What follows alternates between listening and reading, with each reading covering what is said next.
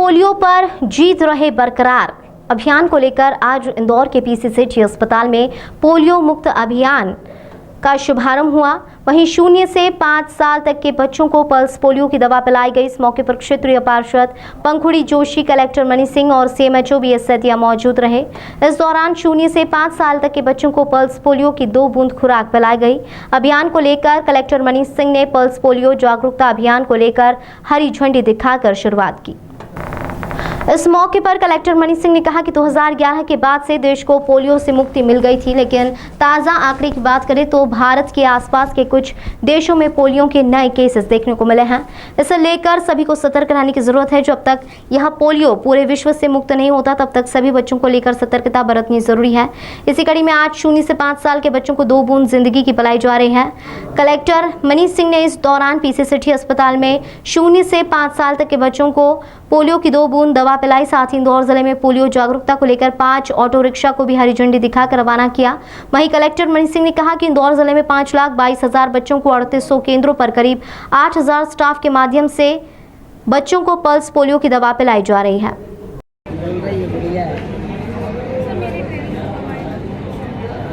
बात कर रहा है सर।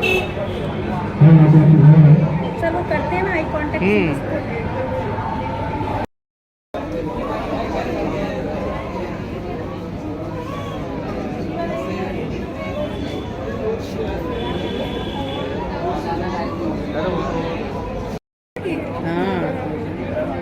पोलियो का टेस्ट और गंदा मिलेगा। सॉल्टी रहता है, सॉल्टी। हाँ, पर बच्चों को पसंद नहीं आता सर, ऐसे करेंगे।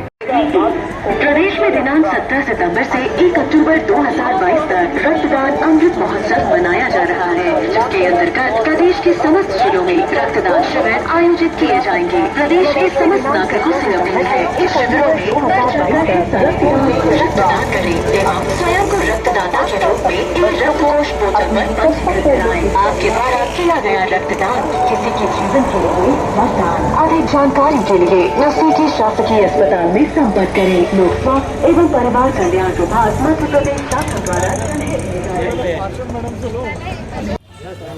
मैम, आज पल्स पोलियो अभियान की शुरुआत की आपने, किस तरह की व्यवस्थाएं पूरी की गई हैं पूरे शहर के लिए? क्या कितने केंद्र बनाए गए हैं?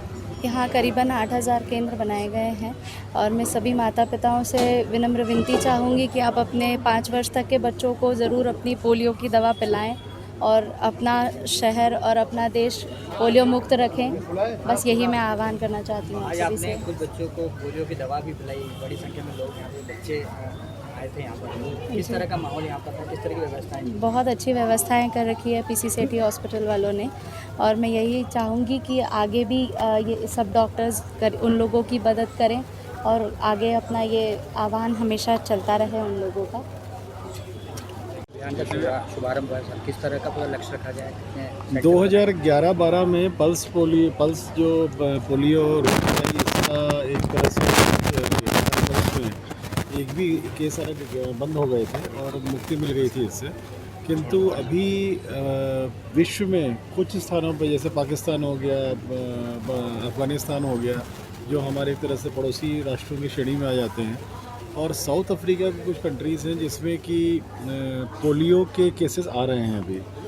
तो जब तक ये पूरे विश्व से लगातार एक पर्टिकुलर पीरियड तक रेडिकेट नहीं हो जाता है, आना ऐसे डिटेक्शन बंद नहीं हो जाता है, तब तक पूरे विश्व में सभी बच्चों को इसमें सतर्कता रखनी ज़रूरी है। और उसी क्रम में 0 से 5 वर्ष के बच्चों को आज पल्स पोलियो की ये 2 बूंद जीवन की टीका जो है ये दिया जा रहा है। इसमें 5,22,000 लगभग बच्चे हैं पूरे हमारे इंदौर ज़िले में। लगभग 3800 केंद्र पे ये टीका, ये वैक्सीन बच्चों को पिलाई जा रही है और 8,000 स्टाफ लगा हुआ है इसमें।